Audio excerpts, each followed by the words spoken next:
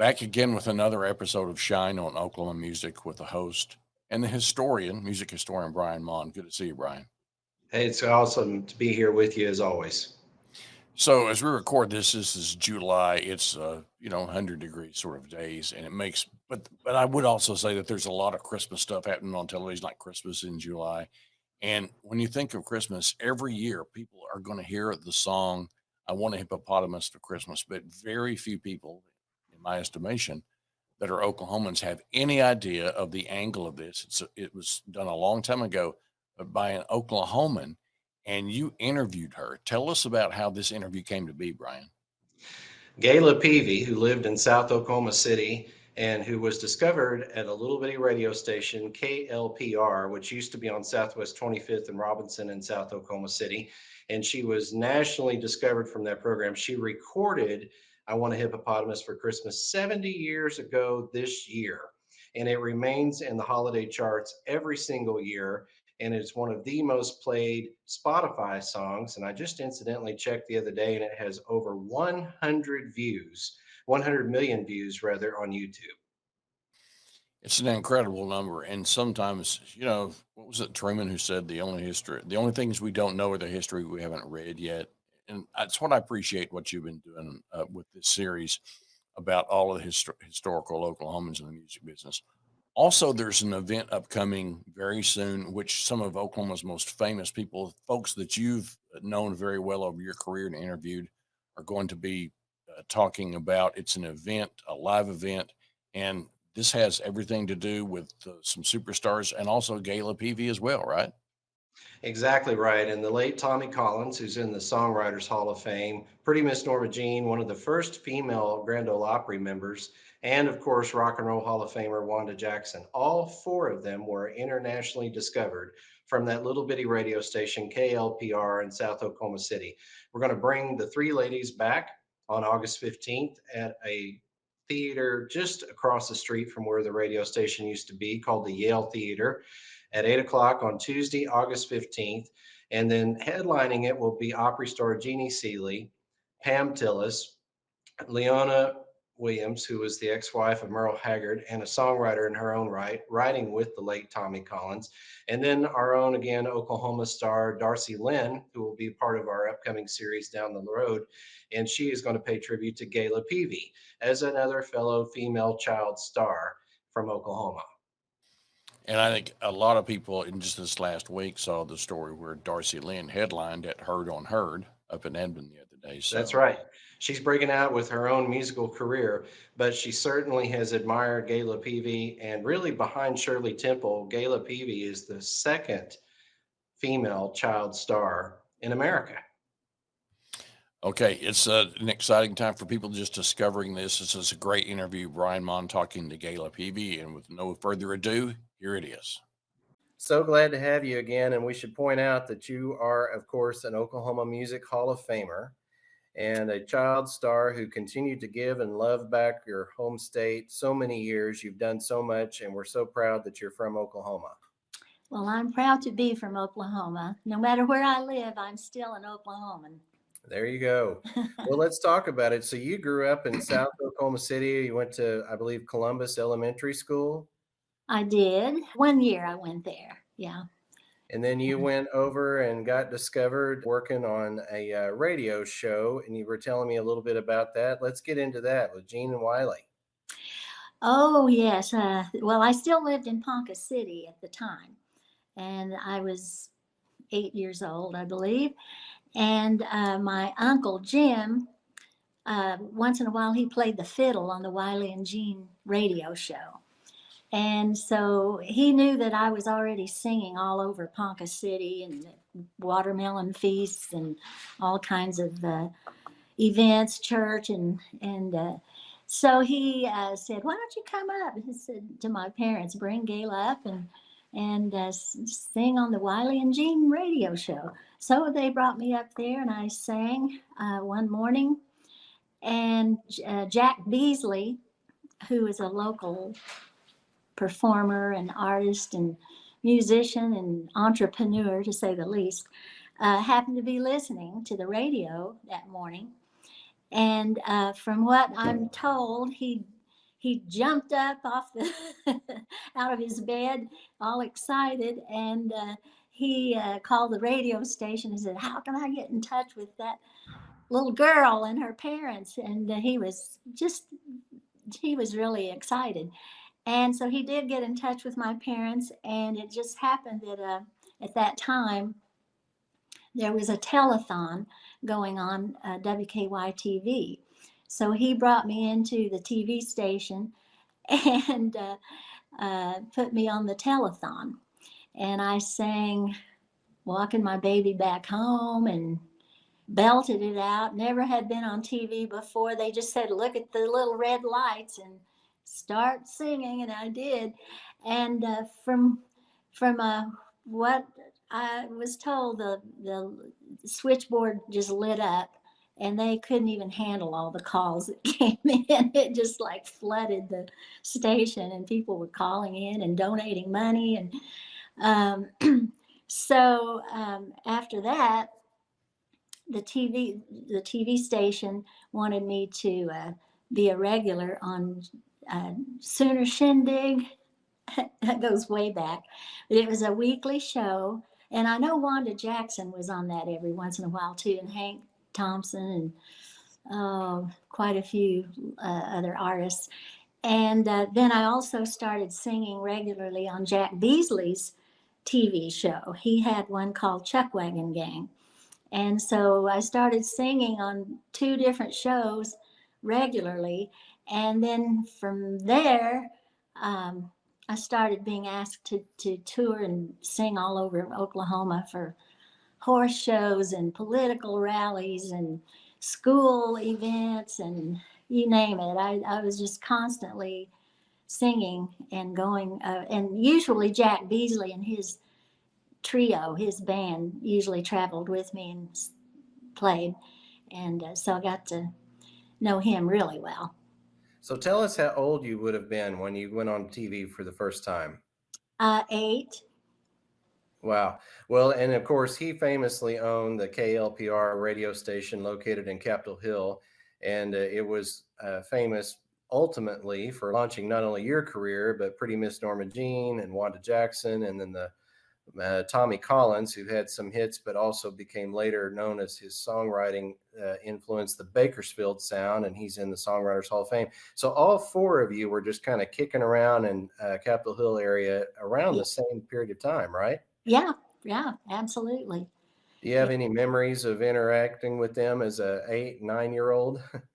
Oh yeah, all of the people who sang, who were on WKY TV, I got to know really well. Mostly Jack Beasley and his, Julian Akins and Willie Wells. They were the part of his band, and I got to know them very well because we traveled around and sang together. Now, how were you working this and still going to school? Well, that was a problem because we still lived in Ponca City at the time. So when I started being on TV regularly and traveling around and singing with Jack Beasley and the Chuckwagon Gang, we had to move back to Oklahoma City. So school just kind of went out the window, frankly. I don't even remember finishing the 4th grade in Oklahoma City. I mean, it was just really hard to go to school. And then the more things started happening and the more I was, out performing, I just sort of missed out on a lot of school, but I had fun. Yeah, I bet. Yeah. Well, so, your obvious, the big Christmas classic, I Want a Hippopotamus for Christmas. How did it come about that you would record that song? Well, there was a lot in between there because I was singing in Oklahoma City, regular on TV. And then I got a call from New York. I think the manager of the TV station, Mr. Sugg, connected me with Eddie Joy in New York. And then Eddie Joy got me on NBC for a Hoagie Carmichael summer replacement show for the Show of Shows. The Show of Shows was a big weekly variety show at the time on NBC. And I got to know him really well because they hired me as a regular on that show. And so there were so many big stars. I got to hang out with Jimmy Durante and Groucho Marx and George Gobel. Gosh, I could go on. Every week they had big stars on, and I got to meet them and hang out with them. And Gary Morton and Paul Gilbert were both the weekly comedians. They would have a guest comedian come, like Groucho Marx or George Gobel, but the regulars were Paul Gilbert and Gary Morton, and who we just sat around and made jokes, and they kidded me, and so I had a lot of fun on the side, during rehearsal with some of these big stars that were very nice. And I was just a little kid, so they just had a lot of fun with me kidding. And anyway, I did that show, and from that, I had met Ed Sullivan in Oklahoma City, who came to town doing a Toast of the Town show. And he specifically asked for me to be on his show there in Oklahoma City. It was a big, I don't remember what big auditorium that was in, but there was a huge crowd. And I really hit it off with Ed Sullivan at that time, and he was very nice. And I don't know if he had any, thing to do with me getting on Columbia Records. It's possible because he's in New York. But somehow I got signed up for recording contract with Columbia Records. And of course, Mitch Miller was the A&R person. And I got to know Mitch Miller quite well. He used to send me gifts. I still have a beautiful gold bracelet that Mitch Miller gave me. And he sent me a transistor radio one time when they were first out. I mean, it was like the cutting edge, newest thing. And I loved that little radio because it was such a special thing from him. And anyway, the first song that Mitch Miller brought to me to record was, guess what? I Want a Hippopotamus for Christmas. And so we still lived in Oklahoma City, of course, but we recorded in New York. So my mom had to go with me everywhere, and we flew to New York. And the year before I recorded I Want a Hippopotamus for Christmas, Jimmy Boyd recorded the year before. The big Christmas hit was I Saw Mommy Kissing Santa Claus by Jimmy Boyd. And so we were on Columbia at the same time. And we even made some records together. And the Columbia was touting the Hippo song as it's going to be the next big Christmas hit, because they had just had I Saw Mommy Kissing Santa Claus. And sure enough, it was. I don't think it ever was quite as big as I Saw Mommy Kissing Santa Claus, but it's had more longevity.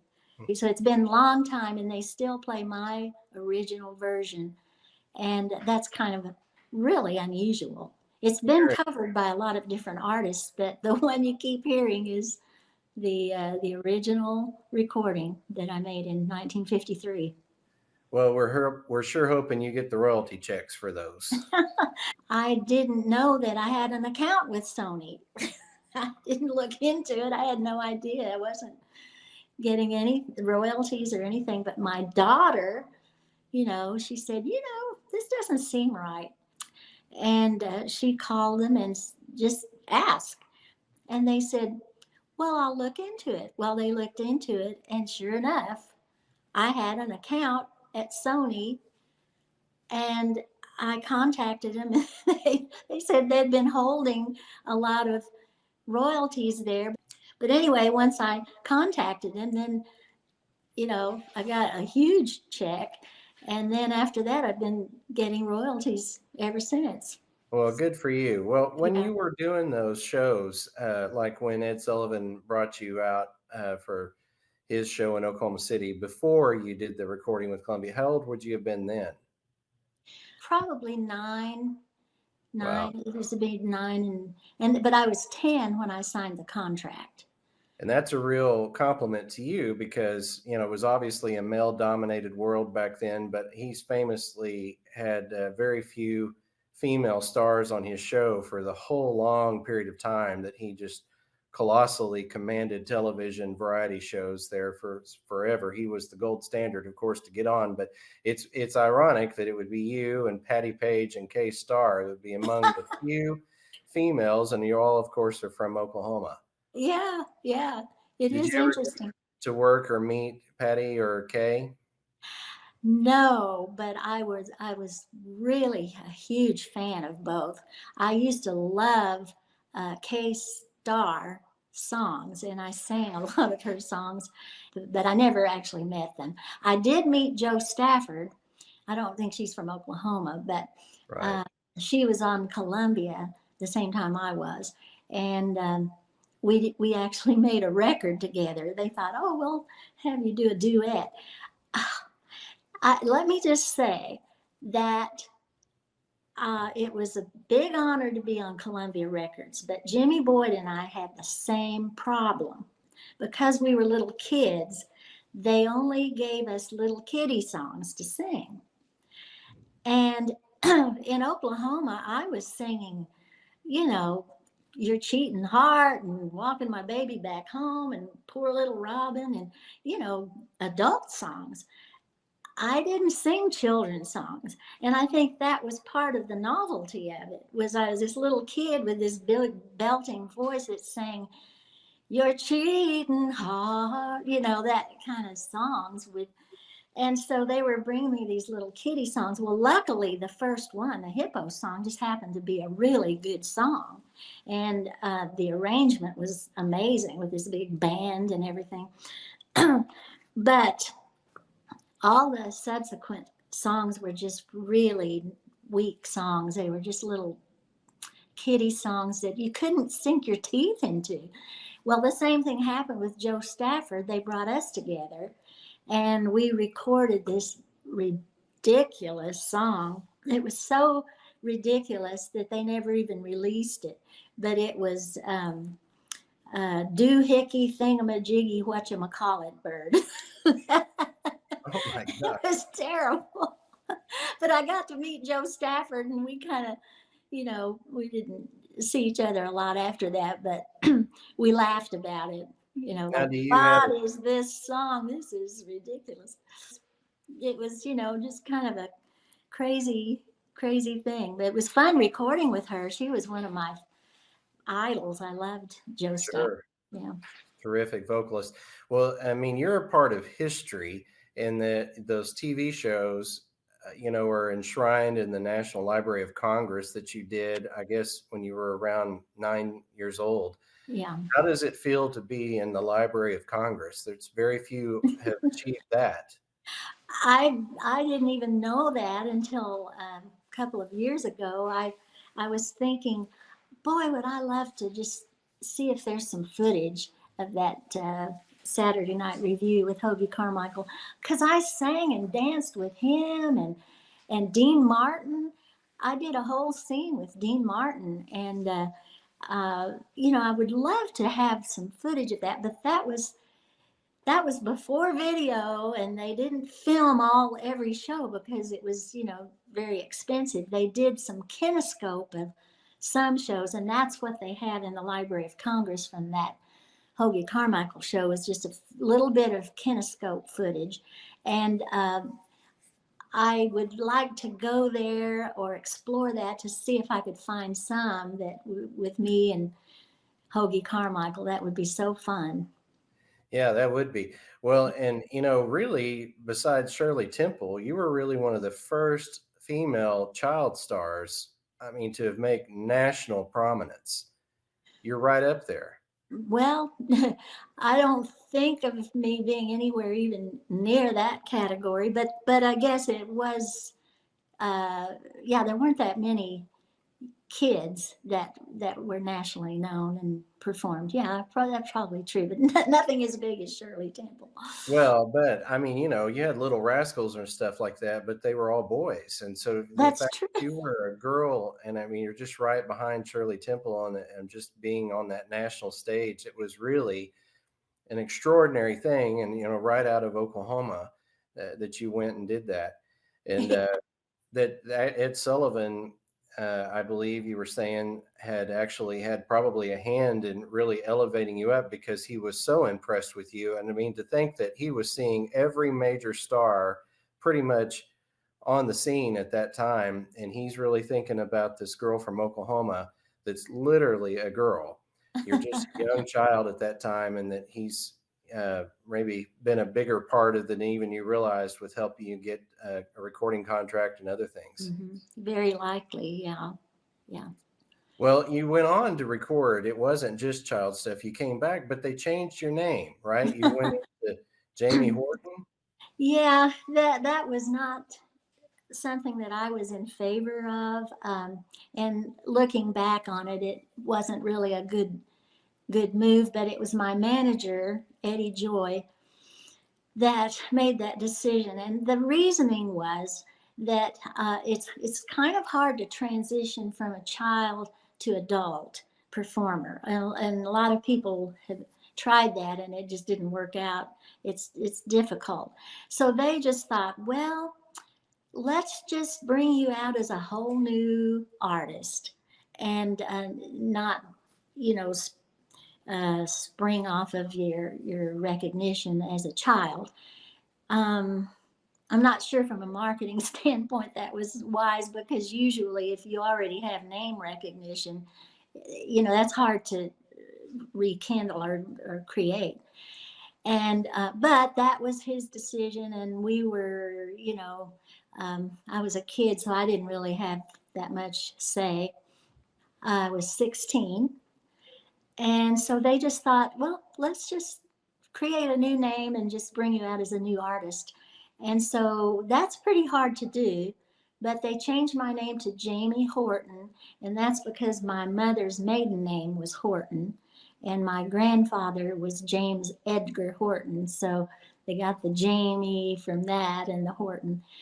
And I really, I liked being Gayla Peevey. I liked the name, and I really didn't want to start all over as a different person. But I thought, oh, well, they know what they're doing. They know more than I do. And my parents were not show business people. They were wonderful, lovely Christian people, but not show business savvy. So they just left it up to, Eddie, and that's what happened. And so I recorded, the first song I recorded on Joy Records as Jamie Horton was My Little Marine, which I wrote. And it actually charted. So it did pretty well. It didn't go up to the top of the charts, but it did chart. And that was one of the songs I wrote. And I wrote it about a little crush that I had on an actual Marine who came to our church. And I met him, and I was just 16, and I got a big crush on him. And then he was shipped off to Okinawa. And I wrote the song. It says, oh, my little Marine, though an ocean's between. And I actually said Okinawa in the original lyrics. But when I went back to New York to record, they thought that was too specific. It should just, so they changed it to though an ocean's between, and took out the Okinawa thing. But it was my song. So you're still, you're right there as a cutting edge rock and roll emerging. There's Brenda Lee and Wanda Jackson that are out at that point, but hardly any others, maybe Connie Francis, I guess. Well, that particular year and that era of doo-wop kind of, rock and roll songs, it was mostly boys, mostly guys. And I did, started doing they call it the sock hop tours. I did sock hop tours all over, mainly the American Bandstand with Dick Clark. I did his show a number of times. That's where you went to promote a, pop rock and roll record. And a lot of people don't know this, but he at one time had a weekly kind of a big show. It wasn't a dance show. It was just kind of where he had recording artists come on like a variety show, but it wasn't really a variety show. You would just come on and perform your record, you know, and I was on that a few times. So you were on the Ed Sullivan Show, not just once, but twice. That was a huge deal back at the time. I mean, to be on such a national stage, but then you really re-replicate that all over again, having to build brand new name ID as Jamie Horton on the Dick Clark American Bandstand shows. Yeah, I was on his show a number of times, and including his weekly show that was not a dance show. It was on a big stage, and current recording artists would come and launch their new records. And so I was on that several times. It was very fun to be with Dick Clark. He was so friendly, such an, you know, he was exactly off stage like he was on. He was just friendly, just made you feel comfortable and down to earth. So I really did like Dick Clark a lot. What was it like for your family to have you both as a child star and then later as a teenage rock star? Well, it was pretty disruptive to the family because I was a little child. As a minor, you can't just travel by yourself and go tour and do shows. So my mother would always go with me, but when it was a long engagement like the Hoagie Carmichael Saturday Night Review, the entire family had to uproot and move there.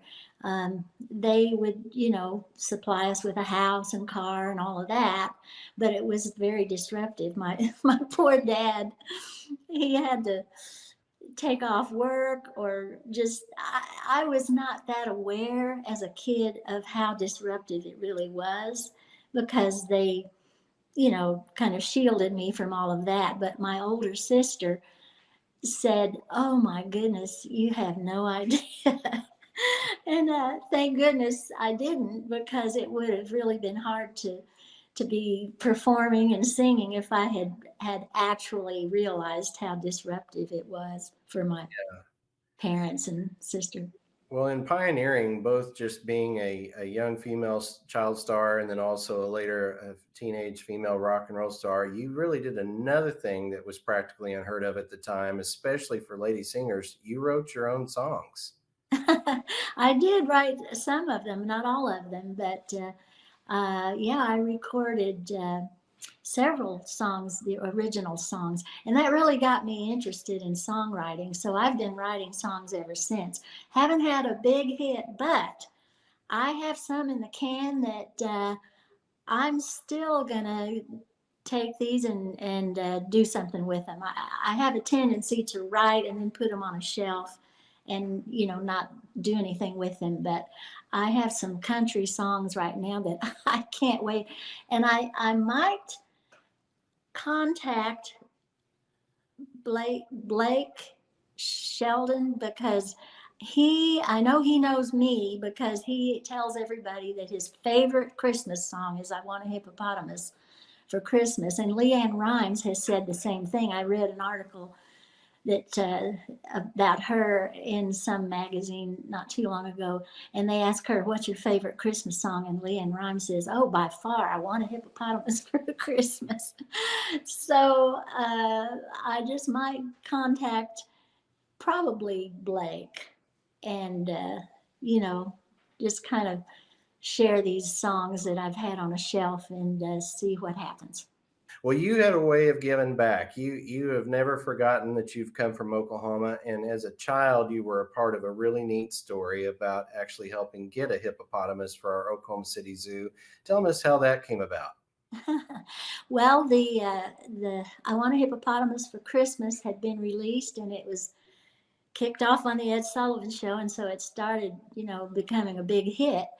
And at the time, of course, I lived in Oklahoma City, and I didn't know that, but I found out that the Oklahoma City Zoo needed a hippo, and so Mr. Frazier, the director of the zoo, and the newspaper people got their heads together and said, hey, let's raise money and buy Gayla a hippo. She's out there saying, I want a hippopotamus. And so let's just get the kids all over Oklahoma to send in their nickels and dimes and buy her a hippopotamus. And so the newspaper, every day in the newspaper, there was a little ad with a picture of a hippo, and it was the Gayla Peevey Hippo Fund. And there was a little circle on there where the kids could tape their nickels or dimes or quarter to that, cut it out and send it in. And boy, the money just poured in from just small amounts, like children, school kids, and people all over Oklahoma sent in their nickels and dimes. And by Christmas, they had raised enough to buy a live hippo and fly her in. And they presented her to me on Christmas Eve, 1953. And of course, it was a big media event and very fun, very special. And Julian Fraser, the zoo director, was, there and part of the presentation. And of course, we couldn't keep her in our garage like the song says. And so the zoo was gracious enough to provide housing for Matilda. That was her name. And so I actually donated Matilda to the zoo. And she lived there for like 49 years. And that story just still goes, and people remember how she came to the zoo. And they brought in a mate for her. I understand the first one she rejected. And then they brought in Norm, and boy, they hit it off. And it was even a media event. They had a wedding and pictures in the paper of Matilda with a veil on. It was very cute. And they had 9 babies together. Wow. So her legacy goes on because I'm sure those babies were sent out to various zoos. And so. Wow. I didn't know about that. Well, that's who you got to work with here in one respect, but how about some other Oklahoma stars that you got to work with or interact with? Oh, well, now Jack Beasley and all the local people, were part of my life. Yvonne McGowan, I don't know if you remember her. She used to sing. Who were some of the other ones? Big Ben Morris. Now, Wanda Jackson, I sang at the same time she did, and I just really admired Wanda for years since I was a kid. We both grew up in Oklahoma, and so I remember her. And we were a little different age-wise, so we didn't hang out socially, but we certainly knew each other and sang on the same show, Sooner Shindig. So, it's fitting because you were a female pioneer in so many respects as an early child star and a songwriter and an early teen rock roll star, that you would be inducted with an all-female class for the Oklahoma Music Hall of Fame. That's sort of fitting. It dovetails into your whole career. So you got to stand alongside of some of the other greats that night. What was that like? Oh, that was such an honor. I just even felt like I didn't deserve to be in that group of women who were such pioneers. But I was very honored, and just to be part of anything in Oklahoma, because I love Oklahoma. I have such wonderful memories, and Oklahoma has been so good to me. And I would love to have just stayed in Oklahoma, but as a kid, it got to the point where I was sort of becoming an adolescent and awkward and couldn't go to school. I couldn't attend public school. I tried, but it was just impossible. So my parents moved from Oklahoma to get kind of out of show business to try to have a more normal life. But I still have relatives in Oklahoma, and my history is there. And so, yeah, I feel like an Oklahoman more than anything. Sure. Well, talking about that night, and there were so many stars. There were even past inductees that came, but you were inducted next to Katrina Elam that night, who's a star from the George Strait film Pure Country and wrote songs for Rascal Flatts and Mhm. Carrie Underwood, in addition to having her own Mhm. success. And from the moment she hit the ground, she said, "I want to meet Gayla Peevey. I've got to Oh, get there." You were by far and away the one that she wanted to meet. So I just can't imagine that. That's so amazing. That's humbling, really. Well, that song, um, I just didn't even realize how everybody knows that song, and it's a happy, fun song, and it brings a lot of cheer and joy. And so, it's generational. I mean, kids like it, adults like it, the parents, grandparents love it because they, can sing along with their grandkids, teachers and everything. But to hear that she really wanted to meet me is just very humbling. well, posthumously, that we were also inducting that night Molly B, who went on and had a hit later with "I Saw Mommy Kissing Santa Claus," and the two of you have the highest Spotify play counts to any one song of any of those others that were inducted that night. So, I mean, I'd say you're up there pretty close to the top. Oh wow, that's just unreal. But it's wonderful to hear that, but I'm just shocked. Well, and it's, so she did that, you did Hippopotamus, and then K Stars, and the Man with the Big Sack. These were all Christmas standards that we hear every year. Yeah. Our local radio stations when they switch their formats to all Christmas music. So creating a standard is no light work. I mean, that is a pretty marveling thing. I think iTunes always gets that in their top 40 holiday hit list, doesn't it? Year after Yeah, year. yeah, year after year. And yeah, I do get calls for interviews. A lot of radio stations that are playing Christmas music call and they interview. Every time they interview me, it never fails. They end it with, "Can you sing it just a little of it for us?" And I think they're not sure at my age if I can still croak out a tune, but that's kind of a fun thing that I can still sing a little bit, where it sounds a little bit like it used to on the record. So that's Sure, of course. a lot of fun. Yeah, but I get calls from all over, not just from the States, but from Ireland and Australia, lots of calls from Canada. And they used the song, it was in a big United Postal Service commercial 2 or 3 years ago.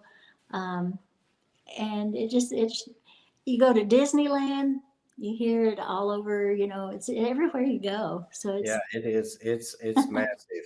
Well, and you interestingly mentioned about overseas success, and I should have said with Jamie Horton, you had overseas success with your rock records also. yeah, which I didn't even know at the time. But, now with the internet and you can find out anything that you are curious about, I found out that they did really well in other countries, especially Australia and Canada. I had a person come to our church from Nigeria not too long ago, and he found out I sang that I Want a Hippopotamus. He knew the whole song. He grew up in Nigeria. It's, oh yeah, oh yeah. So it's just pretty amazing. So you transitioned from singing those rock songs as Jamie Horton. When did you go back to being Gayla Peevey? Well, I recorded as Jamie Horton for till I was about, well, it was probably a couple of years. I think I was 18. And then uh, a funny thing happened, the Beatles. They came in, and I'm telling you, the whole music industry changed. And a lot of artists that were doing the kind of doo-woppy kind of rock and roll, it was just, uh, you know, gone by the wayside, and this whole wave of new kind of music took over. And so that was kind of a convenient time anyway for me to hang it up. And I went to college, and actually at the time I had to finish high school. I was still in high school. So I finished high school and then went on to college, got a degree in, got my teaching credential. Tried teaching, it wasn't for me, but you have to really be a born teacher, and I'm not. I'm a performer, not a teacher. And so, I recorded until I was 17 or 18, I think. And then, so what all did you go on to do after not being a teacher? Well, I met Cliff, and we got married, and I finished college while I was married. Cliff kind of was instrumental in that. I appreciate that. And I tried teaching, that didn't work. So I ended up starting my own little advertising agency and wrote jingles and did media buying.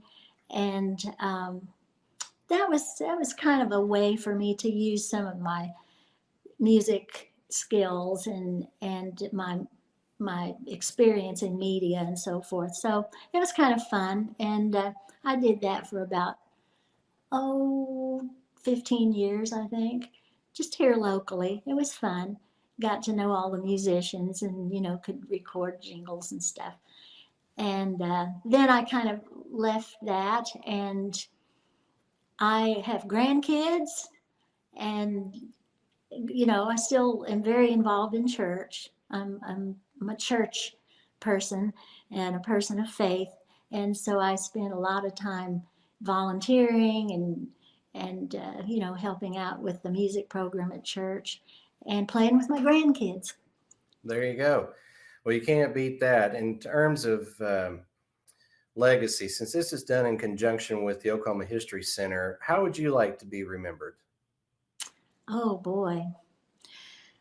Well, first and foremost, just as a good person, I can't say who I am without saying my faith. That's just a huge part.